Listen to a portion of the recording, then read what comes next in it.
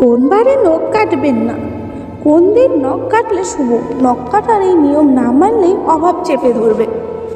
Number 1, নখ কাটার কিন্তু বেশ কিছু নিয়ম আছে। বাড়ির দিদা ঠাকুমা অনেক সময় বলেন যে আজ কেন নখ কাটছো, কিংবা এইবারে নখ কাটতে নেই, এমন নানা কিছু শুনি আমরা, কিন্তু সকলে সে বিষয়টা মানি না হয়তো। তবে সত্যি কিন্তু নখ নিয়ে কিছু বিধিনিষেধ আছে, যা বদলে দিতে পারে আপনার ভাগ্য। নাম্বার 2, নখ কেটে যেখানে সেখানে একেবারেই ফেলতে নেই, কারণ এই নখ দিয়ে কালা জাদু বা ব্ল্যাক ম্যাজিক করা যেতে পারে। যদিও সায়েন্সের কাছে এর কোনো যুক্তি নেই, তবে যারা এসব করেন তাদের জন্য এই নখ অনেক কাজের। তাই সব সময় নখ কেটে একটি জায়গায় রাখুন, তারপর মাটিতে পুঁতে দিন। নাম্বার 3, সূর্যাস্তের সময় নখ কাটাকে অশুভ বলে মনে করা হয়।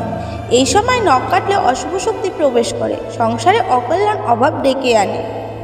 নাম্বার 4, সূর্যাস্তের সময় নখ কাটলে আত্মবিশ্বাস কমে যায়, কাজের প্রতি অনীহা তৈরি হয় এবং জীবনের আয়ের উন্নতি থেমে থাকে।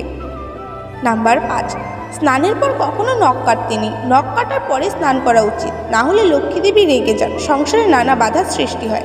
নাম্বার 6, সোমবার, মঙ্গলবার, বৃহস্পতিবার নখ কাটতে নেই। গ্রহণের সময় নখ কাটতে নেই, এতে ঋণের বোঝা বেড়ে যায়, ধার দেনায় জেরবার হয়ে হয় জীবন, সংসারে অশান্তি হয়, আয় উন্নতি হয় না, কোনো কাজে সাফল্য আসে না।